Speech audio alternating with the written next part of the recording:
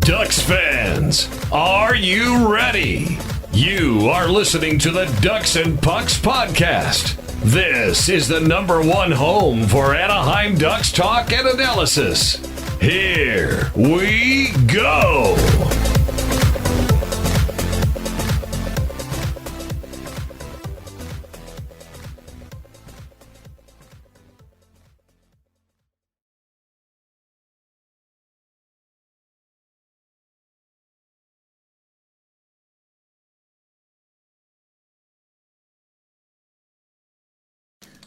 Welcome to the show. This is your host, Mike Walters, along with my co-host, Eddie Richard, and we are finally back. I know it's been about a month, and there's plenty of news to talk about with the Ducks, all kinds of coaching changes that we're going to get to. We have the expansion draft and the entry draft coming up. We're going to discuss that. Some league news as well, and some Eichel roller coaster action. Is he going to get traded? Is he not? Is he going to go to Anaheim? Is he going to go to some other team? We'll break down all that too. Plenty of stuff that's been going on in the last month. Before we go into that, Eddie, what have you been up to? I heard that you went south of the border on a trip during this last break between our shows. Yeah, I actually got my passport because I wanted to venture out and travel more. So my buddies took me to Cancun, Mexico, which I guess I know I'm Hispanic and stuff, but it's just, I grew up here and I've never been traveling on vacation outside of the country. So that was an experience. Like, I first landed there and got there, it was like a kind of a culture shock for me. I was just kind of like, and everyone's like talking to me, like assuming I know Spanish, which sucked. Thank God my buddy had his girlfriend there too. She speaks Spanish, so she was able to like communicate. But it was an experience. It was really fun. I had a great time for that week. It was awesome. I drank from the morning I woke up till I passed out at night for those 5 days straight. I just couldn't complain. It was a great experience to do. I want to travel more, and then we also went to an island called Isla Mujeres. We had to take a ferry over there. It was kind of cool to see like authentic Mexico on that island, and then seeing like one of the beaches they have there, which probably like the most beautiful thing I've seen in my life. It was just like great. I met a lot of great people from all over the world, like different states. It was surreal, and it's memories that are burned into me forever. The only negative thing is on our way back, we ate at the airport and we got food poisoning. The silver lining is I'm pretty sure all the weight I gained on vacation I lost. So I guess that's the positive, but it was still worth it. We had a great time, and I think, I don't know how many times I was telling people cerveza and el liquor, but it was just, it was an experience, and I loved it. And thinking about going to Spain next month. I have an opportunity to do that, so I do want to travel more, and that's going to be my next goal, is just to experience the other countries more. I know something weird about me. Everyone asks me like where I really want to go, and this kind of sounds weird to say, but I want to go because it's so forbidden, and I want to experience that. But I do want to travel to North Korea and spend a day in their country and see that. I know that sounds weird. It's scary. It's scary for me to say that too and to be there, but I think I want that experience to be one of those really few Americans that actually can be at North Korea and experience that. So, oh, that's cool, man. I mean, you sound like you had a lot of fun. You know, you went down there, like you said, doing international travel and all that kind of stuff is fun. I wasn't really as exciting during this time as you were. I just went to a couple of Angel games, so that was about it. You guys saw my posts on there on the 4th of July and a couple of other dates. Just watched Ohtani hit some home runs, so that was my excitement for this time in between. And then, of course, we watched the Stanley Cup Playoffs, right? Last time we talked about pretty much just the first round, and then now everything's all done. The Tampa Bay Lightning ended up winning the Stanley Cup in 5 games. And, I don't know. I had really mixed feelings about this, Eddie. I don't know if I was happy or not happy. Like, I mean, a part of me was rooting for Perry in Montreal. And then, you had Tampa Bay, and they had won before. Plus, Tampa Bay was way over the cap, which I know the rules allow that in the playoffs. So I had mixed feelings. I wanted a good series. I was hoping it was going to go far, whatnot. It didn't. It only went 5 games. So I mean, and then you got Patrick Maroon with winning 3 cups now too. So it's like, okay, is that the secret weapon to win the cup now, or what? What's the deal, right? So I don't know. What did you think about the playoffs in general, or the Stanley Cup final? Any takeaways on it? It was good. You have to really tip your hat and give credit to Montreal. Like no one expected them to even make the playoffs, and every time it's like next round, they're gonna get killed, they're gonna get beat. They finally ran out of steam a little bit, come at the final, but you really can't blame them. They gave it their all. Each one of the players came out to play 110%. Carey Price was unbelievable. That guy, I really hope he wins the cup before he retires. But congratulations to Tampa Bay. They worked hard for it. They came out there. They came to play. I guess Maroon's their secret weapon to win. So whoever wants to win the cup, sign Maroon. You know what? Honestly, too, Mike, if he doesn't re-sign with Tampa, whoever wins the cup or whoever signs Patrick Maroon next season, I'm probably gonna just go to Vegas and put $100 that they're gonna win the cup. Like for some reason, she's bringing that good luck to any team. Buffalo, if you're out there and you want to try to win a cup, you better sign Patrick Maroon. But I think the best thing about the whole Stanley Cup for me was Kucherov's post-game comments. He came out there extremely inebriated, chugging a beer and then tossing the can with no shirt on, and he's just calling out Vegas, saying that Marc-Andre Fleury shouldn't have won it. And he didn't even call him by name. He's like, whoever that guy is in Vegas, and then he starts talking crap about the Canadian fans, saying they acted like they won the final last game. It was just. I know a lot of people got upset and called him classless, but I thought it was entertaining. I thought it was funny as hell. Just like another drunk Ovi. And it was really entertaining, and people always say they want more personality into the game. And he brought that. It just was fun to me. And everyone knows me. You guys have been listening for a while. I'm more kind of old school mentality and like that class, but I didn't really think he did anything wrong. He's being that villain, being that bad guy. And that comment, it's going to be like kind of a little rivalry between Montreal and Tampa Bay now, and I guarantee every time he goes to Montreal to play against them, he's going to be booed really loud, and I think he's going to like that, and it's going to energize him. But I thought it was decent. They played well. I was hoping it'd be a little bit more games, but you have to tip your hat off to Carey Price. I think he was he was a big reason why that they just kept going and fighting and having a chance. They knocked out some heavy teams, including Vegas, so. If you're a Canadiens fan, if that's your second favorite team you like, you have to be proud of them and really just hold your head up for them.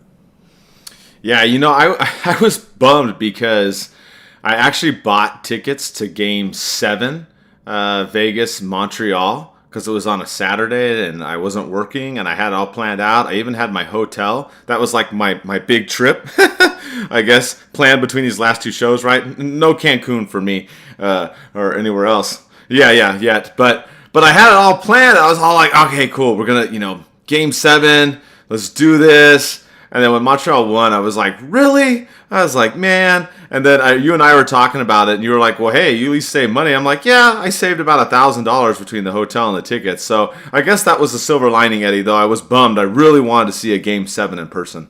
Yeah. You know what? It's funny because that's all I spent on my trip. Those 5 days, it was an all-inclusive resort. So that was cool, but I think I only spent pretty much $1,000 for the whole trip. So it was my buddy's a real shark at finding the best deals, finding the best flights, and he really grinds it out. He watches videos. He sits there just scouring the internet. So when prices go down or they fluctuate, he'll get them. So I have to give him a shout out, give him credit, because that's not bad spending just $1,000 for a week vacation. And even when we went out of the resort, I still spent money doing all that stuff too. So it was just everything total was just about that. So that's awesome, dude. I mean, you had more fun than I did. I kept it local. I had fun with the like I said, baseball. But yeah, you went to baseball on 4th of July though. I'm pretty sure it was a good fireworks show. No, you know what's bad about that? It was a day game. I know. We were talking about that too, and we were like, got the tickets because we had been to Angel game on 4th of July. I don't know, 3-4 years ago or whatever.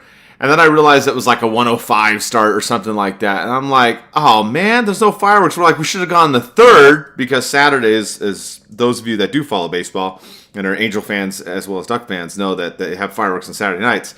So I was like, damn it. I didn't realize that the game on Sunday, I wasn't really thinking about it. I was just like, oh, well. So, I mean, it was fun. Don't get me wrong. We saw, like I said, Ohtani belt a big-ass home run. The Angels came back and won in the ninth inning. It's just crazy. Exciting. So, but with this stuff, I was bummed I wasn't able to go to Game 7. Kind of frustrating that it happened. But like you said, hats off to Montreal. They really played well. Carey Price put them on their back and whatnot. I was hoping, like we said, for a little bit of a longer series. But or even Perry winning a cup again too. But yeah, that's a lot of you out there were commenting on stuff. You all wanted Perry to a lot of you wanted Perry. I don't know about all of you, but a lot of you did. Hope to see him win. We saw the play where he got hit in the face and he was bloody and whatnot. And there's a lot of that going on in these playoffs too. So it was exciting to watch. It was fun. Watching Vegas and Montreal series. I watched that one till the bitter end, and then watching the Stanley Cup final. So of course hockey's done, over with for now. And we're going to look forward to the expansion draft and the entry draft, which we'll talk about in just a minute. But the Ducks did do some stuff in the last couple weeks. Not maybe the stuff you expected. They didn't, go out and get a big name player or anything like that. But they brought in a ton of coaches, and I thought this was interesting because they brought in 3 assistant coaches. They brought in Jeff Ward, who was the coach of the Flames. He'd been known for his power play there. He had, it averaged about 20% efficiency in the 2 seasons that he was the head coach. He's really big on the zone entries on the power play. He likes the 1-3-1 configuration. He doesn't, fancy the dump and chase, thank God. Then you had Mike Stothers come in. He's worked with Jeff Solomon, so you know that he was also brought in, so there's that connection. Mike was the head coach of the AHL for 5 or 6 years in the Kings organization, and they feel that that he's a good guy that holds the players accountable, but in a good way, and motivates the players. So they brought him in, and then Newell Brown, who was with the Ducks twice before, 99-2000, and then 2005 to 2010, part of the Stanley Cup team, also brought in to help with the power play. His strategy is also taking into account the other team's strategy and what they're doing, and he's more, shoot the puck, not, pass it all the time for the perfect shot, which a lot of us have, we've noticed that over the last couple of years, and we always get frustrated with the Ducks. So I thought it was interesting that they brought in these 3 assistant coaches. They overhauled the bench behind Aikens, really. But what did you think, Eddie? It's kind of interesting. It's like, does Murray not have enough confidence in just the power play, or does he not have enough confidence in Aikens and the power play? I mean, what do you think with them bringing in all 3 of these guys and clearing out the bench, so to speak? Well, he has to make some kind of changes. The Ducks have been terrible on special teams, but the Ducks have been terrible regardless of a team. We have to shake things up. The only issue I have too is Newell Brown. I'm not a fan of bringing back people. I always make that kind of relation, saying, hey, well, you're not going to go back with an ex-significant other and try to make it work after it's failed, especially twice, or he's not there, regardless of whose fault it was. The only issue I have with them, it seems like 2 out of the 3, if not even all 3, can possibly be head coaches. Are you going to bring in something where it's a situation where it's kind of too many Chiefs and not enough Indians, where people are going to be stepping over their hands, or people are going to have too much ego, and hey, if I don't like the way you're doing this, and it's just going to be like, whoa, I've done this, and I don't know. I'll have to wait and see for next season. I wasn't a big fan of bringing back someone you had numerous times before. Hopefully it works out. I do like his emphasis on just not the perfect shot shooting. I know it's just one of those jokes where people get fans just yell stupidly to shoot, but in the Ducks case, that's what they need to do. They need to just shoot. I joked before at one point, we'll have Gibson shoot the damn puck just to get something on the other side, because sometimes our opposing goalies look bored as hell. So give them something to do at least. Yeah, I'm with you too. I'm not this big fan of the recycle thing. We already saw that with Randy Carlyle, right? So bringing in Brown, I was kind of like, okay, well, he was part of the team twice before. I don't know. I'm like, okay, whatever. Stothers, I get it. He's connected to Solomon. They have a good relationship. He's there to kind of help, I guess, player development or accountability, with the team at the NHL level. Jeff Ward's kind of the one that interests me the most because he has like a variety of zone entries that he likes to deploy. If you watch film on his power plays, which I have, it's pretty interesting. Sometimes he will have the players pass sideways or slightly backward and to open up things. He's a little bit unconventional that way, which it can be a little bit risky, but I like it that he's one that changes up things. And I mean, if your team's getting close to 20% or more efficiency, that's obviously going to be better than the Ducks, who had the worst power play ever last season, and then they were the worst in the league the season before. So. I mean, anything right now is going to be an improvement on the power play, and that's one of the biggest problems with the Ducks has been special teams. So I'm really curious to see. Plus, with the configuration of 1-3-1, you kind of clog the middle a little bit, but then you have guys on the side too as well to try and get that puck movement around. So I'm really curious to see how this works out to get the power play going back, hopefully on the right track. Because I mean, we also joke too, like you're talking about Gibson shooting the puck, and how many times have us and those of you listening too, we're talking about, can we just decline the power play and just just play on, because the power play has just been god awful. So I want to see how that works out. So of the three, I wasn't too excited about them all, like I said, except for Jeff Ward. That was kind of the one that I was looking forward to. And then the Ducks then had Dynan. His contract expired at the end of June 30th. They didn't renew it. And then they got, talking about Montreal, right, and how they did in the playoffs and their success recently. You have Joel Bouchard, who was their minor league coach. Ducks have brought him in to now coach the Gulls. And he's very, very well liked. Everything that I've read and seen, the comments from the Montreal fans, they like how he develops the players. They like his relationship with the players.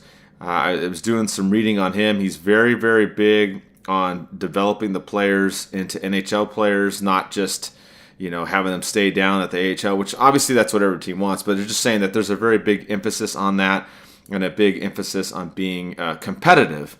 At the NHL level, not just at the AHL level. So it seems like they brought him in. I know some people were like, well, why didn't they just bring back Dynan? I think the big thing with Bouchard is really the player development. And I think that's the big issue, too. It seems like, we talked about special teams and all that. They bring in Solomon, who's been big, right? We talked about him being an attorney, being a sports agent, all that kind of stuff, and developing players and working on contracts. He brings in Stothers, who he worked with. Now he brings Murray, then brings in Bouchard for the Gulls. I mean, it really seems like an overhaul of everything behind the bench. And it's interesting because the question then becomes, those of you listening, is like, well, what's up with Aikens now? What's going to happen with that? We had on Instagram, Mighty since '93 asked, how many games does Aikens get next season before he gets canned? I don't really know. This is tough to say.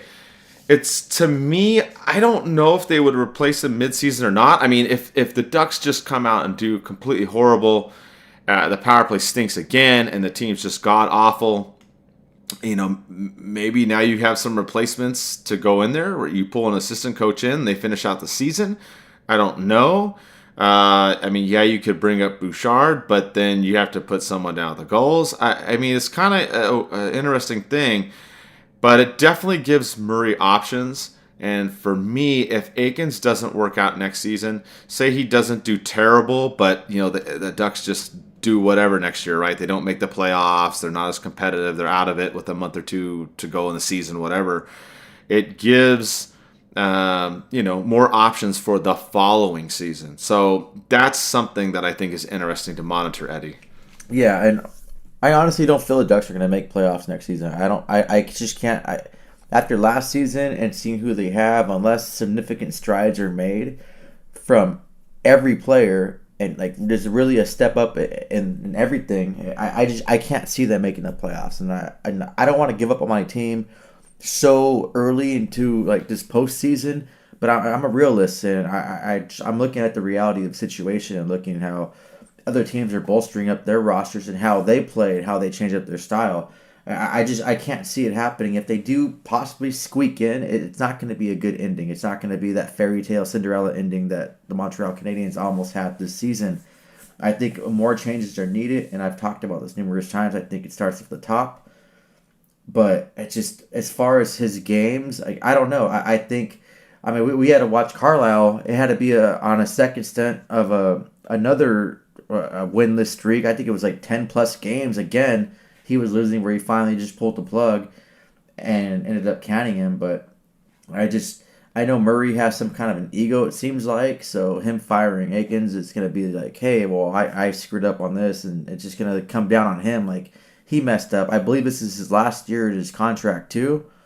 So he's going to probably try to do everything to get that extension. Hopefully not. But it's going to be interesting. Like I said, all I want the Ducks to do, I want them to improve. I want to see that team getting better. I want our players to develop, and I want them to just to rise up and see that, like, for fans to see that potential. And when teams go in there, it's not going to be an easy ride where teams just go in there and like, oh, this is an easy 2 points. No, I want them to make them work for it. I want special teams to be a lot better, especially the power play. I want them not to get outshot sometimes by double or triple. There's some games that were outshot by that triple amount. So like that's the goal. Like I said, I'm not expecting them to make playoffs. If they do, then cool. Prove me wrong. I would love it. But just seeing the team and how the way they were playing last season, and it's going to take a really, really big stride from every one of them. So we have to have the comptoir kind of stride from every player if they actually want to contend and be a playoff contending team. I know, and we've both talked about this before too. We've said that Murray's had to go. So there's all the stuff that's happened at the assistant coaching level. You change in the goals coach, right? I'm not one of those ones that has said to fire Aikens. I know a lot of people said, hey, fire Murray, fire Aikens. My whole issue is if you only fire Aikens, Murray's still there.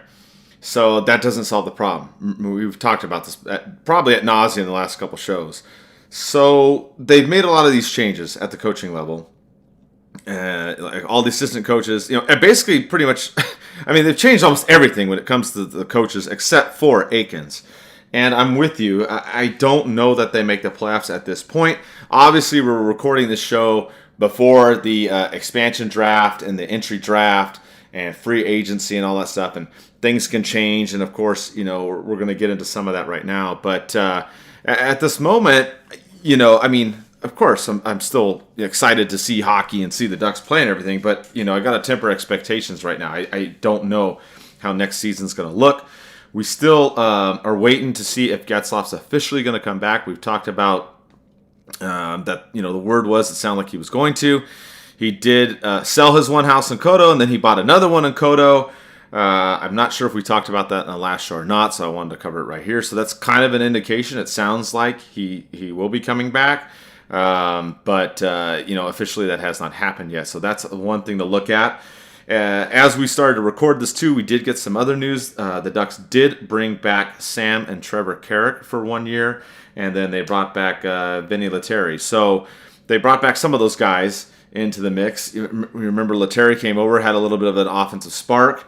I really liked when Sam Carrick was called up. He played very well for the Ducks. So there's a little bit of depth in there. Not big moves, right? So they've got some of those guys back. And then really, the big thing that was talked about in this last month that was just crazy, if we're talking about the Ducks trying to improve, right, has been Eichel. It's been the huge, huge news. And Eddie and I kind of crack up about this because we talked about the last show how we didn't think it was a big deal, didn't think the Ducks were all in on it. Then all of a sudden, there's just, all kinds of news comes out. It sounds like the Ducks are gonna maybe get him, or are high up in there. I had a source connected to the team tell me that.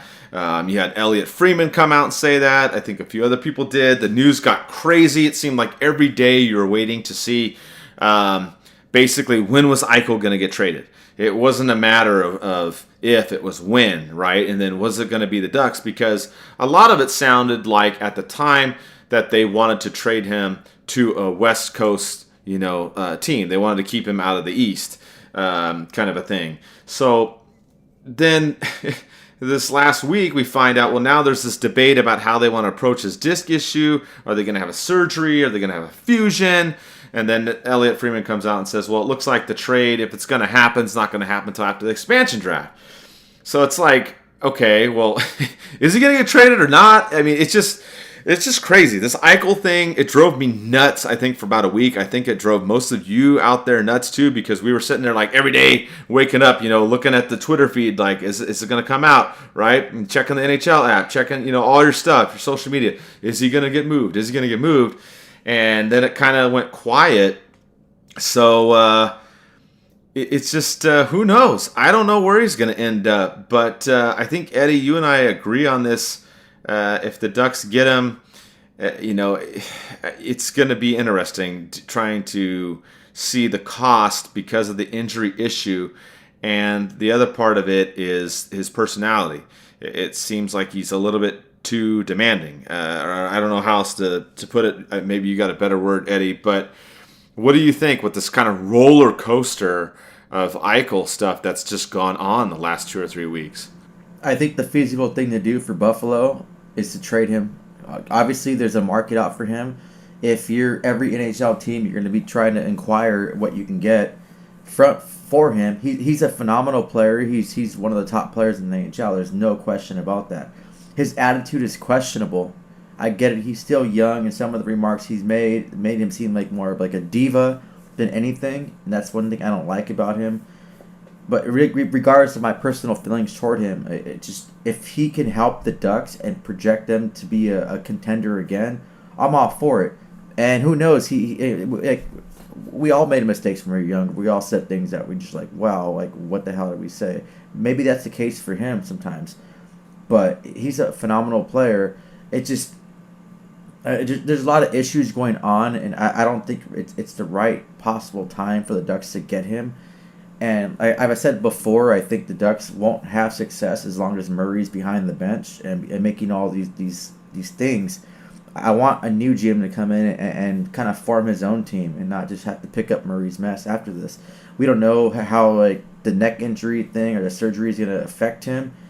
Obviously, there's some issues going on with him in Buffalo regarding that, but it's going to cost a lot. And I can't see Drysdale or Zegras not leaving as part of that package deal. And I would even throw the third overall pick that we have. I can't see that at all. I know no one wants to lose Zegras or Drysdale. It's going to be really bad if we lose either of them because they're going to be phenomenal players and you could see something special about them. Drysdale surprised the hell out of everyone the way his play. Zegras is going to be a freaking superstar. So losing one of them is going to be detrimental to the Ducks, but I think if you're Buffalo, it's time to move on. If he's playing for Buffalo come next season, I think their GM failed, and it's just not going to work. Like, regardless if he has to have surgery or not, like, regardless if he's out for a few months, there's going to be teams that are going to want him and want him part of their organization. As far as the Ducks, I don't think it's going to happen. There's too many moving parts. They're going to require a huge demand. He's a superstar, and it's going to be crazy. It's going to be one of those things where it's not going to stop until he's traded. It's just there are going to be rumors blowing up. I do like the fact that Murray and the Ducks are in the mix and they're trying to make something happen. I like that Murray's actually trying to make that big splash to really push the Ducks into a better contention than what they are. But I just think it's going to cost way too much and it's going to suck. And people are going to be upset regardless. But I don't think it's the right time for it. I think it's something that Ducks need to just pump the brakes on and not just make a move just to prove to everyone that you did it, but really make a move that's going to really get the Ducks back into a contending. I want to see my team win the Cup again. I think every fan, there's not one Ducks fan that doesn't want to see the Ducks win the Cup again. So that's kind of my opinion on that. No, I think your opinion's along the lines of a lot of other people too. If you remember, we put out kind of an unconventional poll. We said, who would you not want to trade if the Ducks made an Eichel deal? And I think it was like 99%. Everybody was like, no on Zegras and Drysdale. Like, do not include them in this deal. I mean, it was like overwhelmingly. And I'm with you out there. All of you out there that said that. Eddie, you're saying that. I'm in the same boat. You have two young guys that are phenomenal, fantastic players. They're already doing great things on the ice, and they're just going to continue to improve and do better. I would not trade those guys for an Eichel that, right now we don't know what percent he's at, right? He's not 100% because he's got this disc issue. He's still a phenomenal player, don't get me wrong, but I don't know what level he's at. I'm not the doctor. I'm not the one doing the exams or whatever. I don't have those reports or whatever, so I don't know his exact condition. But I'm with you. And from what we heard, at the height of it, this was kind of what the discussion was. And I put out there the trade that they were talking about. They were saying Steele, Comtois, another player, possible Henrique, the Ducks' third overall pick, and that would go for Eichel and then their top pick in this draft. So that was something that was thrown out there. That I wasn't too upset with that. Trading the third overall doesn't make me too mad as part of the Eichel thing, but I know a lot of you out there had issues with this because of Comtois, another one that Eddie and I are big on and really like. I mean, look what he did last season, right? I mean, he was scoring, not every night, but better than 99% of the damn team. So Steele, I'm kind of like, I'm kind of hit or miss on him. We've already talked about Henrique at length with his contract and his up and down season. Obviously, he kind of came back up towards the end, but the discussion's been, and it's been there, like you said. Murray is in on it. I'm still in the position of where we were at. I don't think it happens unless, like you said, they have to throw in Drysdale or Zegras. And I just don't see Murray doing that. I mean, he's too conservative, Eddie. Yeah, it's definitely not enough at all. And we had a fan question about our mock trades too, and seeing Steele, Comtois, the third overall, and another player. It just doesn't. It doesn't seem like it's gonna work. Like it's not enough for him. Yeah, I have like told you, I have my personal feelings against him because I think he has an attitude issue, but that doesn't just like take away from the fact of how good of a player he is. It's not gonna work. You have to throw in not Henrique, Zegras or Drysdale, or if you really want to just really get into it, Gibson. They need a superstar goalie, and we can scratch this trade and add Gibson to it, and then boom, if you add Gibson, you don't have to include Zegras or Drysdale, or maybe you don't even have to include the third overall pick. You can just steal Comtois, and Gibson could make this happen with maybe a second or third round pick, but not the third overall. But even still, it's just, I think Comtois, his work ethic, he just doesn't stop playing hockey.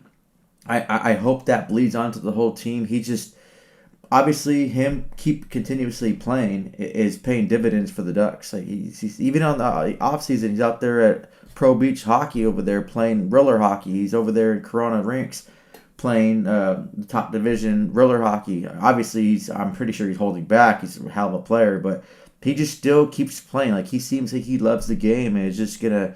I'm looking forward to seeing what he comes and does next season because he hasn't stopped playing either. If you guys follow him on Instagram or our social media, he hasn't stopped playing. I've talked to people that played with him on those teams too. He's a workhorse. He loves the game. He loves to play. I think that's something special and someone that you need on your team. To hopefully it bleeds out to everyone else. Like I mentioned too, Michael Delzato, how he's a gym enthusiast. He loves to work out. He loves to play. Like, yeah, his skill level isn't up to par like a superstar player, but like that kind of person in your locker room will help other people and motivate them. Like, so many people I watched on social media posting about their gym stories. That's why I post my gym stories, because they motivated me. Like times I didn't want to go, I saw them. Oh, they're at the gym again. I should go to the gym. That's kind of stuff you need on your team to bleed with the other players. They're going to keep seeing that, and they're going to want to be part of it. So it's just, I don't think it's going to happen. It's too big of a trade for Murray to do. So if you guys are getting your hopes up for that, I wouldn't hold my breath on that. So I think the interesting part that you brought up was Gibson in there, because the rumors of him went up and down this season too, right? Which Some of them are kind of crazy or whatever, but you have Dostal and Stothers in the pipeline, and it's you do trade Gibson, and you retain all these other forwards. Obviously, he has his big contract. Do you move on from him and do that? I don't think I would do that for Eichel, but if Murray did that, oh my God, people would lose their mind, I think people would go so nuts because they would be like, you traded Gibson. You do have these other guys, like I said, coming up, but now you got Eichel. We don't know, is he 100% or not? I mean, that would be, I don't know how I would feel about that. Just like, that would be crazy insane if something like that happened, but I'm with you.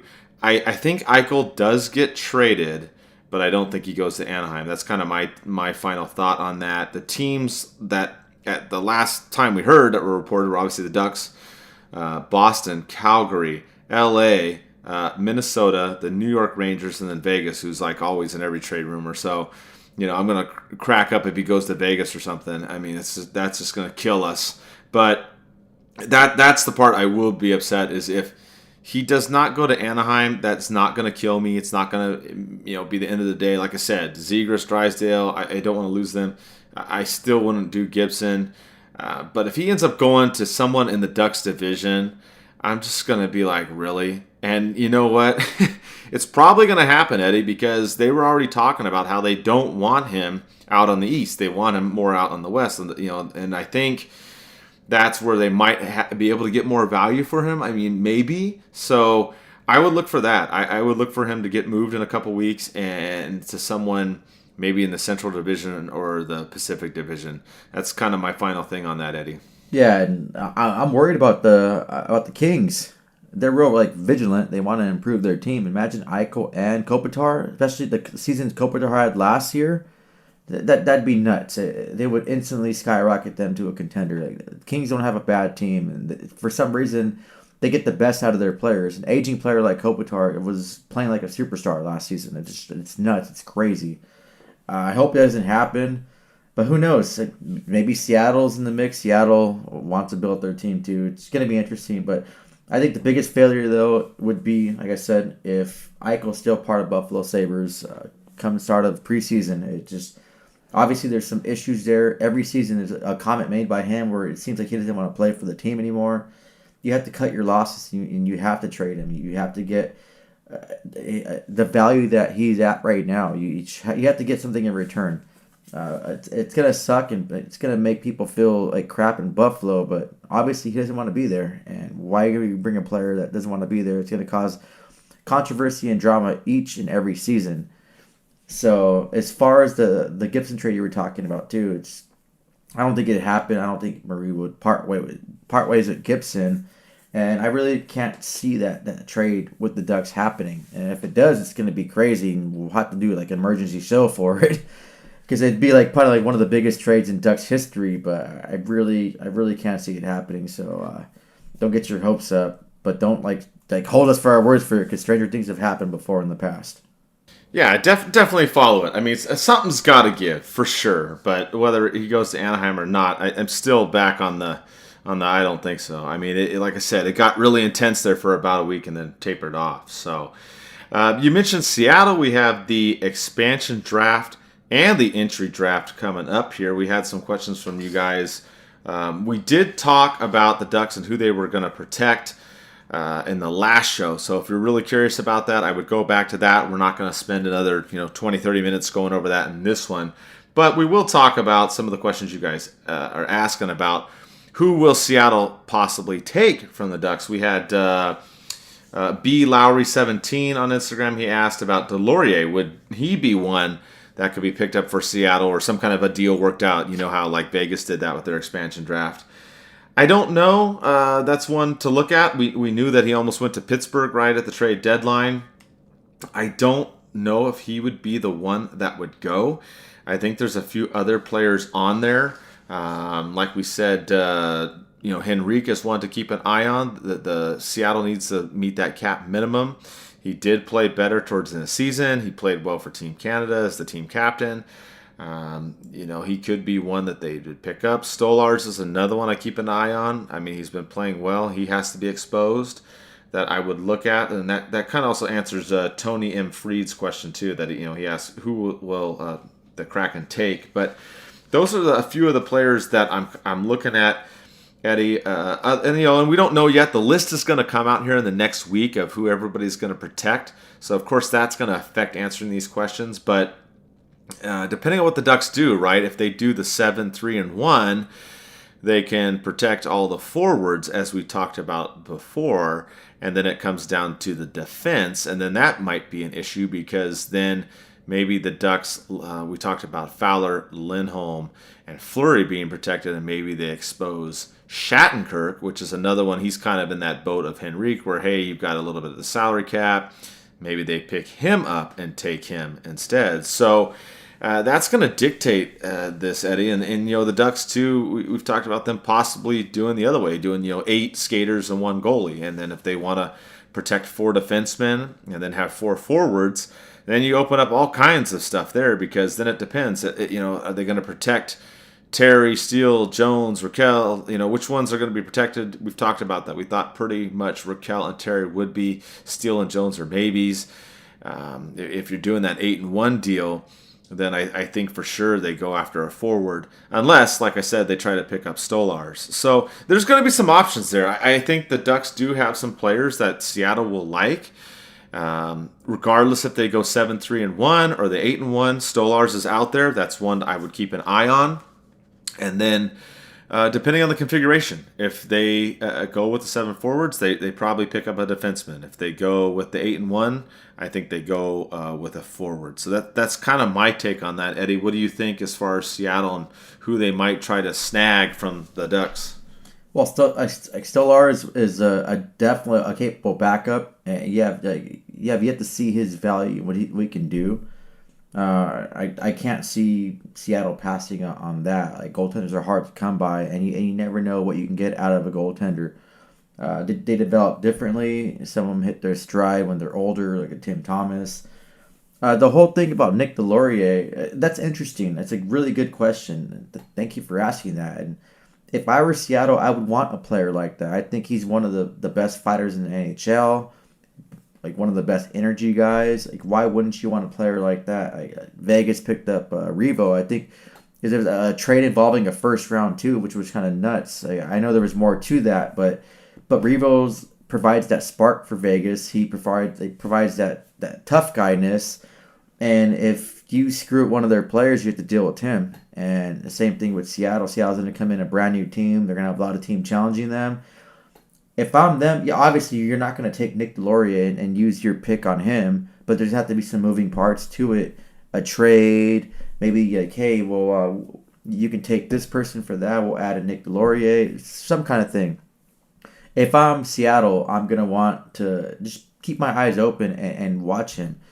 Like I said, he's one of the best energy guys, best fighters. I want to say maybe Revo, Tom Wilson kind of thing. You haven't really seen them really scrap with each other, so we don't really know. But someone that does that many fights a season ago is someone that you want on your team to defend your guys and to provide that energy. So it's going to be interesting to see. I hope he doesn't go. He's pretty much my favorite player in the Ducks right now, and I love what he brings to the Ducks. And losing him would kind of suck because then you have teams that can run over our young guys. But if I'm Seattle, I'm going to take a look at him, and if either a trade or they can work out something like the expansion draft like they did with Clayton Stoner kind of thing, then maybe that's something that they're going to look for. Who knows? I hope not, but it could happen. Yeah, like we said, he's one that will be out there too. I think regardless if the Ducks do the 7-3-1 or they do the 8-1. And like you said, if they want a quality backup goalie, Stothers is there. If they want some forwards, you have a couple guys that if the Ducks can't protect, like we said, if they do the 8-1, they can't protect all these guys. They can't, Steele, Jones, Terry. They can't lock them all down because, you're probably going to, have to, take care of Raquel in there too. And you're going to have to figure out, like we talked about, we had the old article on that discussed this, and we had this in-depth on the last the last 2 podcasts. I think we've talked about this a lot. Not so much who Seattle would take, but who the Ducks would protect. So once those lists come out, which is coming up this weekend, I think we'll have a better idea. of who they may go after. But, I just hope that the Ducks don't get fleeced. I think a lot of teams did learn from the Vegas expansion draft. The Ducks, it just sucks, with the whole situation that they went through. Don't say his name. Don't say his name. I know. You're going to trigger people. I know. I don't want to say his name. It's like some defenseman, Shea something, I don't know, on Vegas, especially you watch these last couple playoffs. I mean, you just get pissed. So for me, I made arguments in the article that I wrote about both. I'm really not that upset. I feel like whichever way the Ducks go, I don't think it's a bad move. If they do, each option, if they weigh it out, I think if they expose Shattenkirk and he's picked up, I don't think that's the end of the world. I think a lot of people were kind of frustrated. He won a Stanley Cup. He didn't quite seem as hungry. He took more penalties.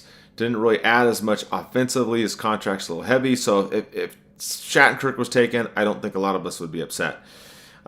If they go with more of the forwards and they protect all the young guys and Henrique gets picked up, I don't think they'll be as upset either. Like we've talked about, he's got that big contract.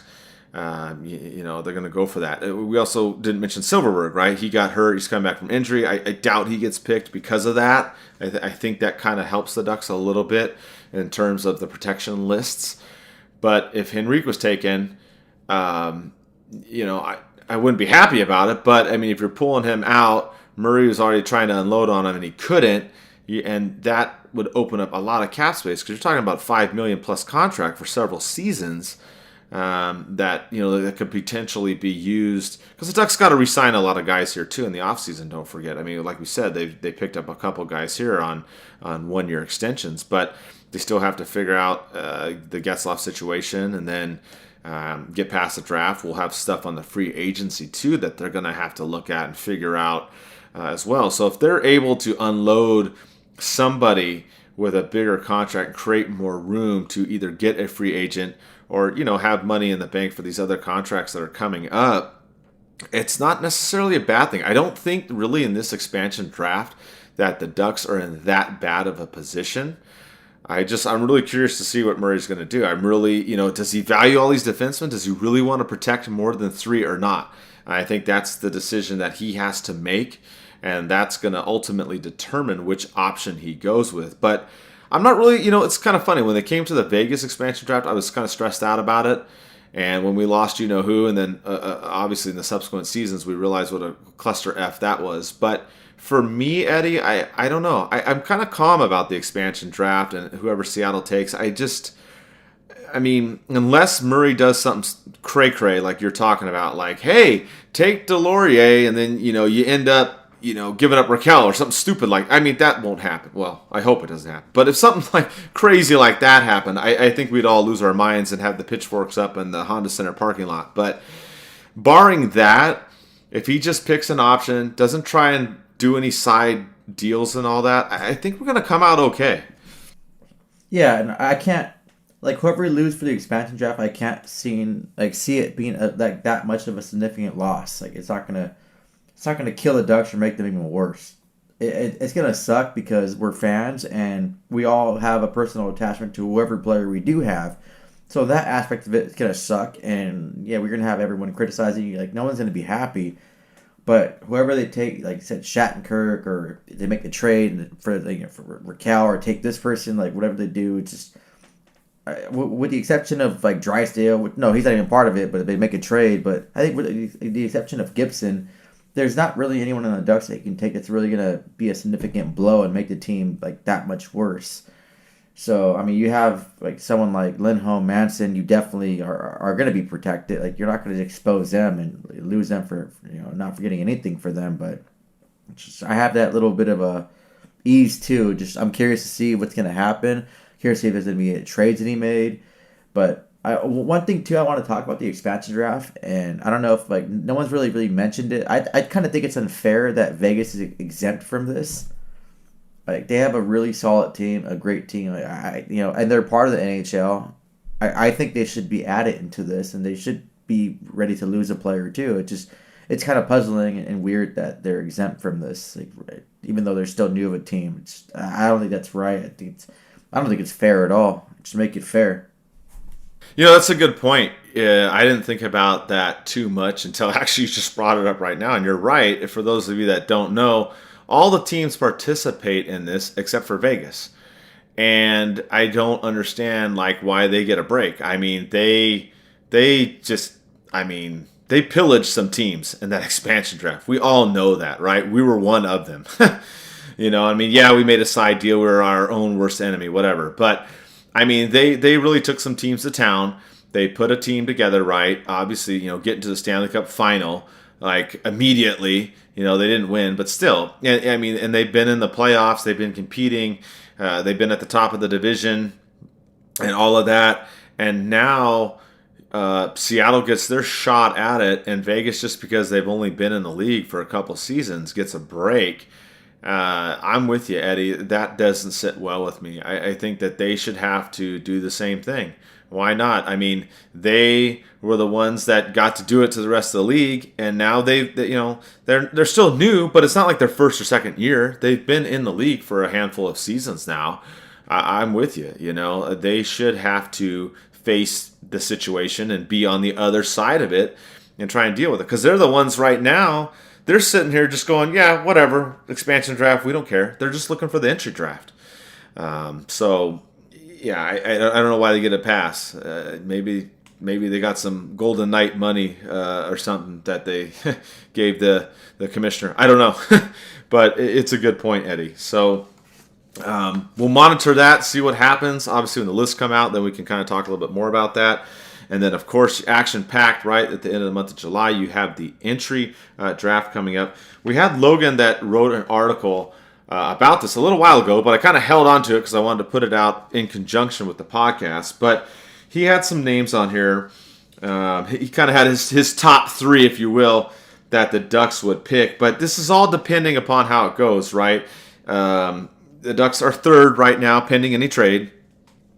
If Owen Power is not taken first or second, obviously, the Ducks should take him as their third pick. We don't think that's going to happen. It sounds like he's going to go first, if not second. Crazy things happen, right? But if that doesn't work out, if he's taken off the board, which we think is likely, I thought it was interesting. I'll go with the top three here that Logan talked about. And then I have another one I'll throw in here that Thomas mentioned to me. But his top three players, all forwards, you have Matthew Beniers, Kent Johnson, and William Eklund are the big three that he talked about.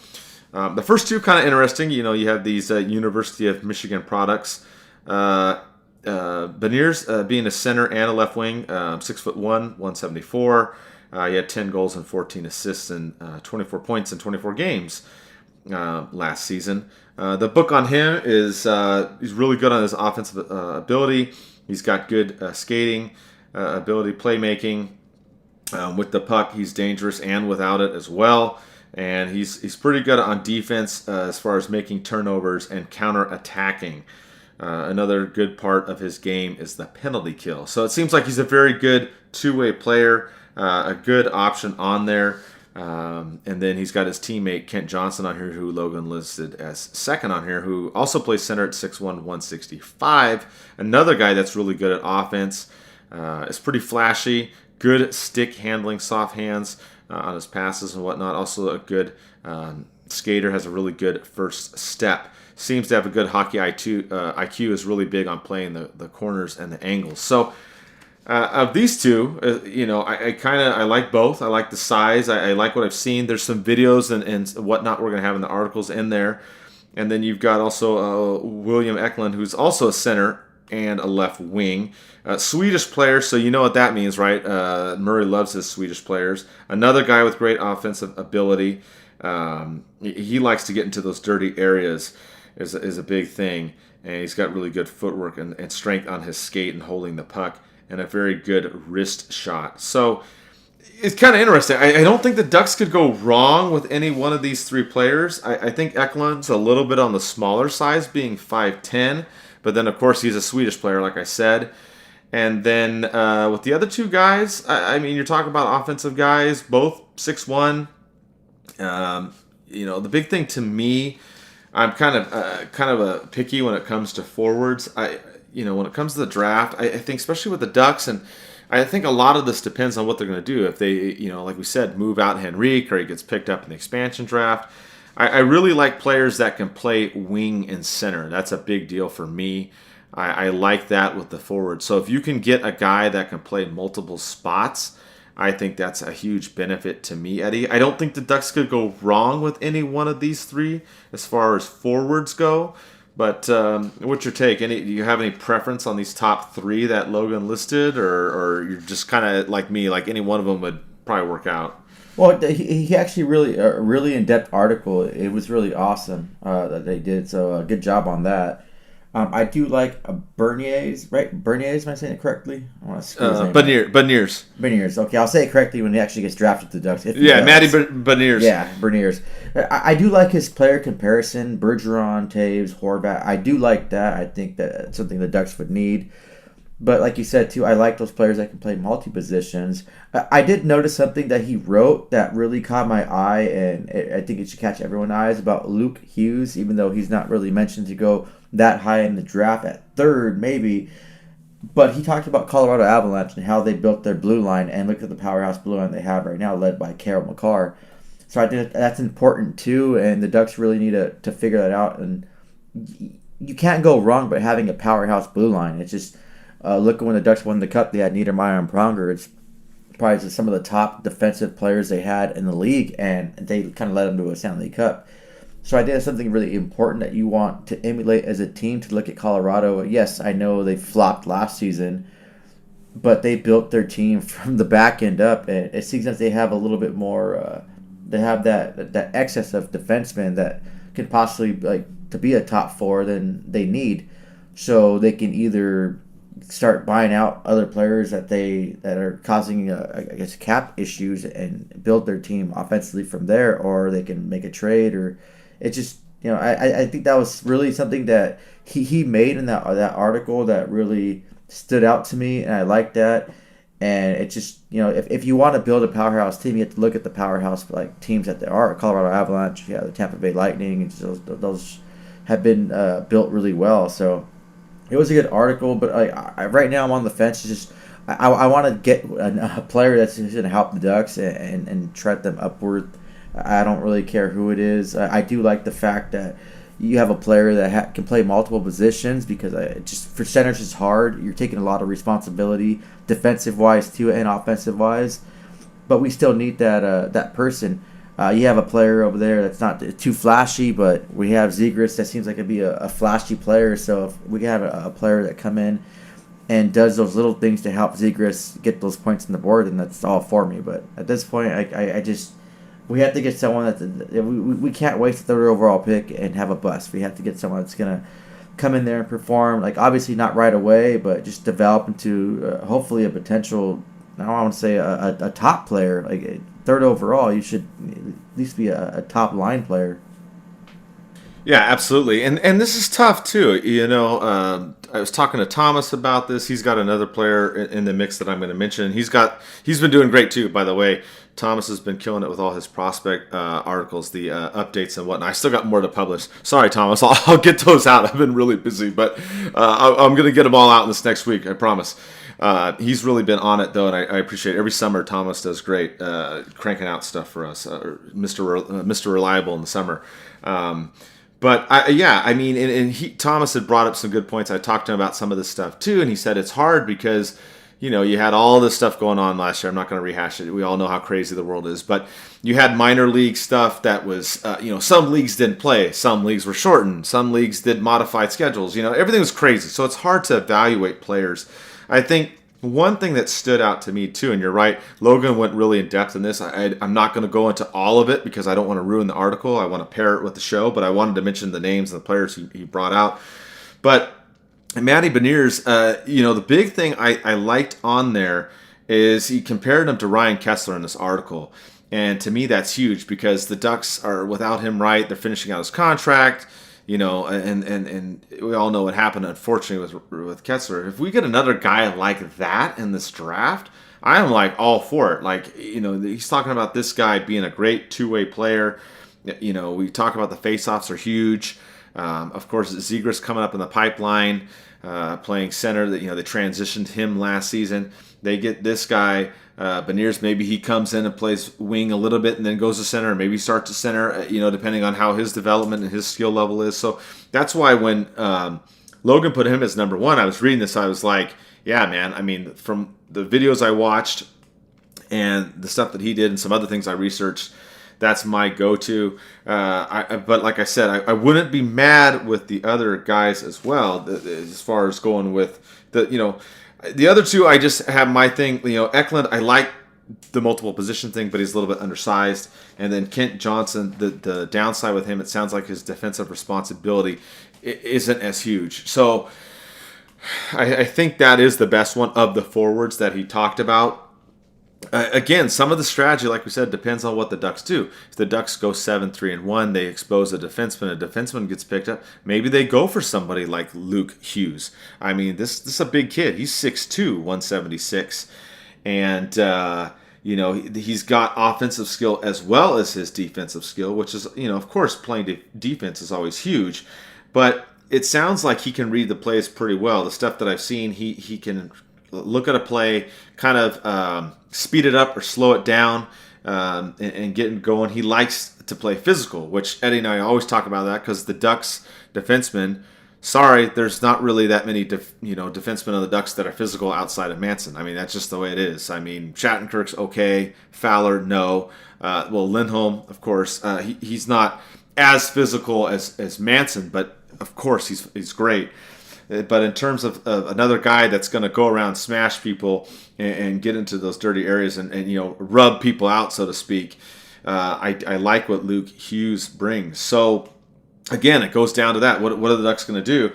And then Thomas had his guy that he threw in there, Dylan Gunther, who's 6'1", 175, a right wing. Another guy that's a fast skater, tremendous scorer. He had 12 goals and 12 assists last season, 24 points. But I looked at him too, and his defense for me is kind of like, okay, which, I mean, that's a lot of the forwards, though, coming out of the draft. They focus on the offense and not necessarily the defense. But I like forwards that can play center, especially ones that can do it in all areas of the rink, in the zones and whatnot. So I'm with Logan. I think Matthew Beniers is the one to go with.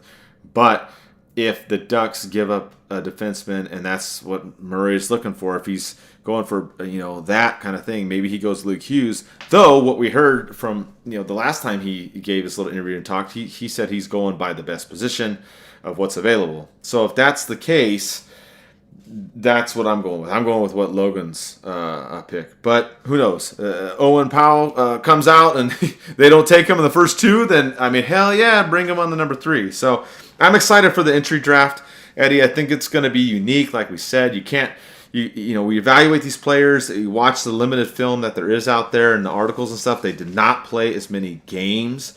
But I'm excited. I think if the Ducks don't trade the 3rd overall pick, I think they can get a quality player out of this draft despite the craziness in the world. Oh, yeah, and stranger things have happened. You had Seth Jones that was projected to be number 1 overall. Everyone thought he was going to go to the Avalanche. He had ties there with his dad playing for their basketball team. His dad asked Sakic, how can he improve and be a better hockey player? So he had all those ties. Everyone thought Seth Jones would be taken 1st overall by the Avalanche, but then McKinnon goes. You have Druin goes 2nd to the Tampa Bay Lightning. So stranger things can happen. Like, you just never know. The scouts see something they like. They see something that they don't like. I don't think anyone can contest the Avalanche taking McKinnon 1st overall in that draft. Like, no one can. I think every team would love to have a player like him. It's going to be, I don't know, it's scary, nerve-wracking for the draft more than the expansion draft, because you want to see what the Ducks are going to go for. And the players that we talked about, like, who knows? You just take a random player that aren't on anyone's radar that they pick up. You never know if Owen Power can fall into the Ducks' laps at 3. and how a player he's going to be. It's going to be one of those things. It's going to be crazy. I know Logan. He mentioned in an article too that he picked right last season, so hopefully he goes 2 for 2 this season. So hopefully he's right too. It's always good to actually get a guess right. But you guys are going to be excited to read the article. It's a really in-depth and fun article, and I thank Logan for that, and also Thomas. They are the prospect experts, and they really do their work, and just to kind of provide that information. So I'm greatly grateful and thankful for that. Yeah, seriously, because I'll be honest, I don't always have the time to go through all this. I do, but it's nice to have them help out, because it's just tough. This is not my area of expertise. I'm more with the NHL and watching the plays and doing it. You guys all know all the stuff during the season, so these guys really help out during the off season. So with that, we'll get to the last section. We'll talk about league news. Now, we talked about Eichel and what's going on, the roller coaster there, and where he's going to end up. There's some other trade rumors out there. Tarasenko now wanting out, so that one's out there. And then we also had a fan question too from EWA9610. He also threw out, what about Stamkos, because Tampa Bay has to shed the cap. You know that they pretty much pillaged the cap during the playoffs, right? However you feel about it, it was legal, but that's what they did. So what do you think about these? I mean, we talk about Eichel. And we got a lot of questions in here too. I'm not going to answer them individually, but a lot of you were like, hey, what is Murray going to do? Are we going to make a big trade? Are they going to go after this guy? Are they going to go after that guy? So we talked about Eichel, but what do you think about Stamkos and Tarasenko? You think one of those somehow magically ends up in Anaheim, or do you think these are also ones that are least likely to happen? I can't see Tampa Bay trading Stamkos. I think he's a phenomenal captain. He helped them to another Stanley Cup. I know he had some controversy last season because he only played a part of a game, and people were questioning his involvement in that Stanley Cup win. But he came back and I think he played well for them and he helped them win. I definitely don't see that coming to the Ducks at all. So just let's get out of our mind. Tarasenko. Yeah, there's issue. Same thing with Eichel about how the team's handling his injury and surgeries and stuff like that. I know I read an article when they named Ryan O'Reilly captain that he had some issues with that. He thought maybe he should have been captain or been in consideration for that. I like Tarasenko as a player. I just don't think it's the right time for the Ducks to make a move for that. He's dealing with his injury issues, and you don't know if he's going to come back to full form or if he's going to be on the whole decline. We have to just keep trending upward and bring players on that are going to really help the Ducks. And it's 50-50, and I'm tired of this low risk, high reward kind of thing, or let's take a chance on this player to see if he can bring. No, it's obviously failed. The Ducks have failed on that part because Murray likes to bring players like that so he can, I guess, have his little pat himself on the back saying, hey, look what I did. I took a chance on this player and it worked out. But last few times it really hasn't worked out. Shattenkirk hasn't been a total utterly failure in Anaheim, but he didn't play to his potential and what everyone expected him to play, and it didn't help the Ducks at all. He started getting better toward the end, but we can't be taking chances on these players. We have to have for sure things at this point. And honestly, I don't want Murray to make any big moves like this at all. I don't trust him, and I want these big moves to come, and hopefully he's gone after this season, or hopefully midway through the season. Yeah, I know. We've talked about that at length, too. And I'm with you. I don't see anything with Stamkos. I mean, obviously, Tampa Bay's got to do some things, but I don't see that happening. And Tarasenko, I mean, don't get me wrong, good player. Maybe not quite as good as he's been before. So, I don't know if that's going to be something that would work out either. But, it was interesting, too, while recording this and finding out on this day, is that Minnesota is buying out Zach Parise and Ryan Suter.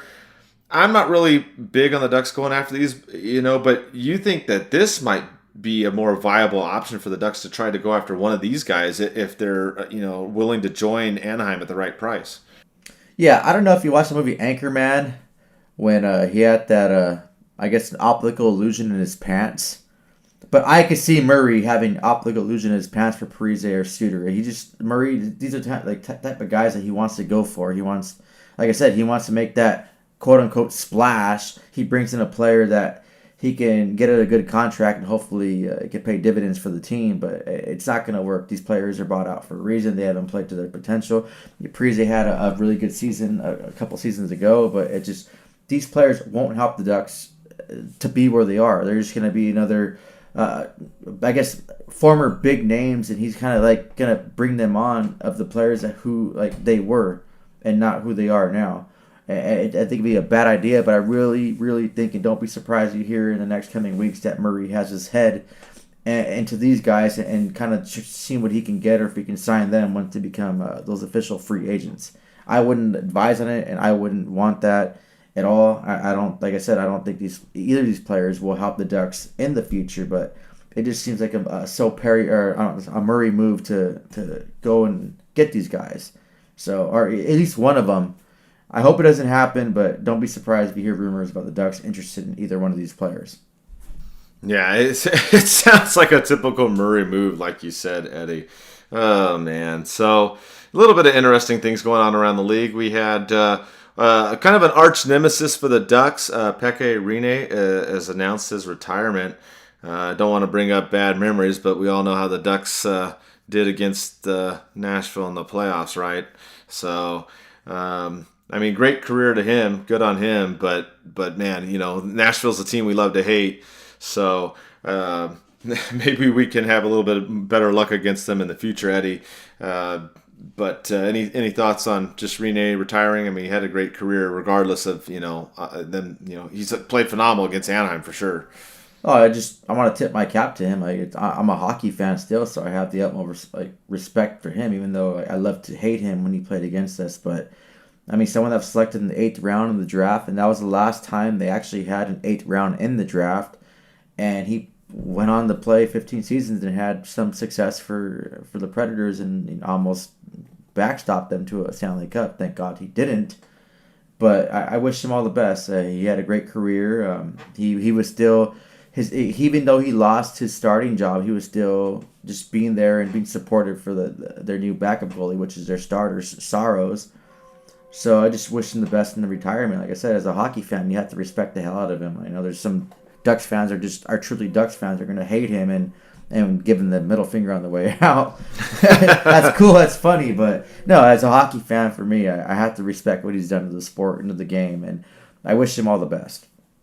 Yeah, I agree. And you're right. Yeah, when you played against the team, you're like, oh, my God. But, yeah, a tremendous goalie in net. We have a couple moves, too, that came up. Kind of a weird one that just happened too, Eddie, as we're recording the show. We had the Oilers make a trade. Do you want to break that down and kind of share your thoughts on that deal that they did? Yeah, so they made a trade. The Oilers sent over the Oilers got Duncan Keith and Tim Soderlund, some AHL player from the Blackhawks, for Caleb Jones and a conditional 2022 third-round pick. I believe it turns into a second-round pick if they make the third round of the playoffs and he's playing in the top 4 role minutes. This doesn't make sense to me. We had Jacob Lovestella ask, is Edmonton rebuilding or tanking with a Duncan Keith trade? And I would want to say they were tanking with it just doesn't make sense. I read, too, that Caleb Jones is a better defenseman than Duncan Keith. There was no salary retained for Duncan Keith.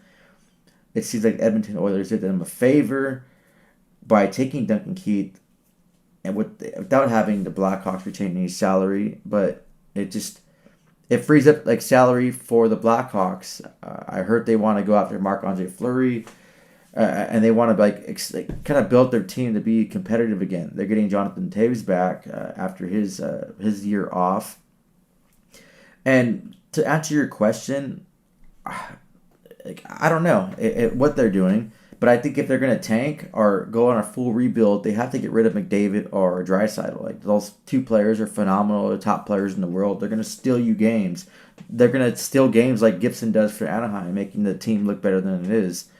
Something's going on with Edmonton, and they don't have enough cap space, it seems like, to re-sign the players that they have to do. They still have to get a starting goalie that can actually project them and push them than losing all the time in the playoffs or being that bad team. I really think they need a star goalie. And with the limited cap space they have, it just doesn't make sense to me.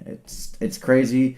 Duncan Keith has been he's Mr. Blackhawk. He's always going to be Mr. Blackhawk. But it's crazy that this trade happened, and I don't know what Edmonton's thinking. I think they might have a worse GM than Murray. So thank you for that, Edmonton. Yeah, this was a weird one too. When it came out, I was like, Duncan Keith to Edmonton. I'm like, what are you guys doing? The dude's like at the twilight of his career, and then you have Caleb Jones who's upcoming. I don't know. Unless it's something, you and I talked before the show, if it's like they're setting up another trade or something. I mean, I don't know.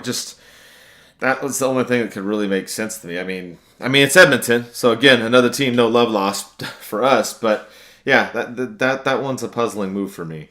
And then we had another team in our division make a move, Eddie. I think you want to talk about this a little bit too, involving the Predators, as we discussed. But what about the Kings and their trade that they did? Well, yeah, the Kings acquired Victor Arvidsson from the Predators for a 2021 second-round pick and a 2022 third-round pick. I know Philippe Forsberg posted on his Instagram story with a thumbs down, not happy about this trade. Arvidsson was coming off like a 30-goal season a few seasons ago. He has that potential to regain that form in a different system. He just kind of lost traction over the last season and stuff. But I just want to point out how the Kings are so like, they always try to make their team better every offseason. Like Rob Blake, it's just crazy and it's nuts how it's a night and day from the Ducks and Kings. Kings will do everything possible to try to make their team better. With the Ducks is try to just sign guys who they were in the past, and it doesn't work out. It doesn't pay dividends. And the Kings, if they don't get what they want from the player, they flip them and get some kind of pick or something for them. It sucks to say this, but I think the Kings have a better structure and management than the Ducks do, and I think the Ducks should be taking notes on that kind of situation because what the Kings keep doing, and then every big player name too, they have their name in the mix. They're trying to acquire him. They're trying to acquire Jack Eichel. If they get him, it's gonna suck. I hope they don't, but the Kings are willing to risk it all to make their team successful. They had 2 cups, and they make those same risk. I know I hate hearing that too, but it's just you have to be able to take some chances, not just kind of sign people for a low risk, high reward, possibly factor, and it doesn't work out. Like something brewing in LA, and they keep trying to make their teams better, and it sucks watching that happen and watching your team just make bullshit moves and have a GM that just wants to talk like he's a politician. I know I'm not trying to get political, but there's a recall happening in California soon. I wonder if Bob Murray's going to have his name in the mix because he's sure good at talking shit but not providing actions. Oh my god! I'm sorry. Wow, that was hilarious. I was like, where is he going with this one? way to end the show on a funny ass note, man. I'm tired of Murray's crap. It's not fair to the fans. The fans that pay their hard-earned money, that spend their time watching these games, and have to deal with the same crap. I don't think any fan is sitting here thinking that Murray's words mean any merit anymore. Everyone knows the BS. I'd rather believe the squirrel I saw walking my dog the other day than Murray. No, I mean, oh my god, you're cracking me up, man. Yeah, I mean, you share a sentiment that I think 90% of our listeners have. I mean, everybody's upset and everything, and that's why a lot of people are asking about, are they going to make a big move? And you're right, you see these other teams do stuff. And yeah, the Kings had a down year or whatever, haven't played as well recently, but they're still out there doing all these things and whatnot. And like we said, Vegas is in the mix for Eichel too. You see them doing stuff. I mean, these teams are doing things. I mean, I don't know if that's, the Ducks trying to steal Solomon from the Kings to try and bring that kind of stuff over. I think time will tell because the Ducks have done a lot. I give them some credit with the coaching situation, right? Bringing in assistant coaches, bringing in the AHL coach. They changed all that kind of stuff up. Of course, we got to see what's going to happen. Is the development going to work on the players? Is the special teams going to get better? Is the scoring going to get better, which has been horrible too for the last couple seasons? A lot of ifs, right? So I give them some kudos there. But what I really want to see is what is going to happen come free agency time. Who else are the Ducks going to bring back? Are they gonna go after anybody? Are they gonna trade anybody? We had all these rumors last season, right? We had Raquel was like the biggest one. We thought he was gonna go. He didn't. Manson was in there. Henrique was in there. Gibson was in there. I mean, there was just names flying left and right of rostered players that have been on the team for a few seasons. So that's my question. I really want to see what's going to happen come the end of this month and into August. What is this team going to do? I mean, I'm excited because we've seen a peak of some things that have changed. I'm optimistic for that part. But then, like you said, it's like the Ducks go do stuff and they get players to, replace somebody from a previous mistake that they did, or they get a guy that was the player he was 2-3 seasons ago and isn't that player now and doesn't work out. We've seen this time and time again happen. So it's like I'm optimistic, cautiously, because there is stuff going on in the organization. As we can see, there's been moves being made, at least in the admin and coaching and all that kind of stuff. But I want to see, is there going to be changes in the players? And then, of course, come next season, we got to see what's going to happen with the division and how it's all going to work out, how they're going to play. Because last note, too, here before we close out, and I'll let you chime in, Eddie. We've got Seattle coming in, right? They're going to come into the Ducks division. You got Arizona is going back, or not going back, but going to the Central Division. You have a regular season, 82 games finally, right? Getting back to some normalcy. And whatnot, with the teams all going back to the divisions and everything like that. So there's no excuses next season, right? This last season, the last two seasons, well, pretty much last season's been all weird or whatever, and then the season before was broken and then redone at the end with the playoff deal. But last season was all kind of all over the place. So this next year, you got all these changes, and if they make some player changes, you're back to the regular divisions, 82-game season, all that. There's no room for excuses last year, but there's really no room for excuses going forward this next season. Eddie, what's your final thought before we wrap up the show? I'm glad the season's back to normal. I'm sorry it was hard last season. I got burnt out. I hate to say that because I love this game. It just last season sucked. The way the division was ran, I didn't like it at all. It just seemed redundant, seemed boring. Like some of the players didn't seem fully passionate about it. I'm looking forward to the 82-game season, back to the normal hockey, real hockey, I want to call it. I hope that the Ducks can bring some more passion. Some of their games were extremely boring. I hope we see changes come next season, and I hope the Ducks play a lot better, and we can go from there. There's going to be exciting things with Seattle coming in. Bye-bye Arizona. We have Seattle in our division now. Just hopefully we don't get embarrassed by them, because the Vegas Golden Knights have been embarrassing us, but it's going to be fun to actually get this back to normal and seeing what's going to happen. We have a lot of changes with the Ducks coaching staff, and I don't want to say how it could be worse, how the power play could be worse next season, but I said that last season before, and it still was bad. So I'm still excited to watch these games. I'm still excited to be there. I think there's going to be more camaraderie with the team. They can actually go out and hang out together instead of just being locked in the room, and they really couldn't be caught socializing. They couldn't go out and have a beer together or do whatever they do together to bring that chemistry off the ice and to bring it on the ice. So that's one thing I'm really looking forward to. I think chemistry is really important to this game. I think you don't have to be the best team out there, but if you have one of the best chemistries out there, it's going to perform on the ice. So that's one thing I'm really looking forward to. Looking forward to getting back to games regularly, and not just attending the 2 of the 5 games, which I thank you for bringing to those, Mike. Those are really fun. So hopefully it's going to be a better season. I don't want to say it could be any worse, but I'll keep my final thought saying that I think, and I know you guys a lot of you guys have mentioned this. A lot of you guys put questions on this. I don't like to beat a dead duck, I guess, but I think Murray needs to go. If not, this team's not going to find success. That's going to be my final thought. That's I'll leave it at that. Yeah, I mean, I'm with you there too. We got one more year of Aikens and Murray. Like we said, changes being made in the coaching staff, but what's going to happen with the player personnel? That's going to be coming up here in a couple weeks. I want to see what's going to happen with that.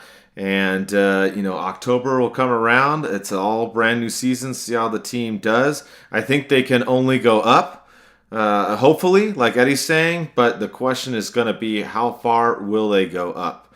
Or will they, stay in the bottom, unfortunately? I don't think they will. I think the Ducks will improve, but I don't think it's going to be, as much as we want. So we'll just have to see, unless they do some crazy, they did Tarasenko and Eichel and Stamkos all in the, no, that's not going to happen. But if they do some crazy stuff and bring in some key players and things like that, that'll change our perspective. So we'll be back in a couple weeks. Get ready for the expansion draft, the entry draft. We have tons of articles too that are going to be coming out on those as well. And then we'll have a show recapping the stuff after the fact. So glad to be back. We'll try and have some more regular shows as stuff develops.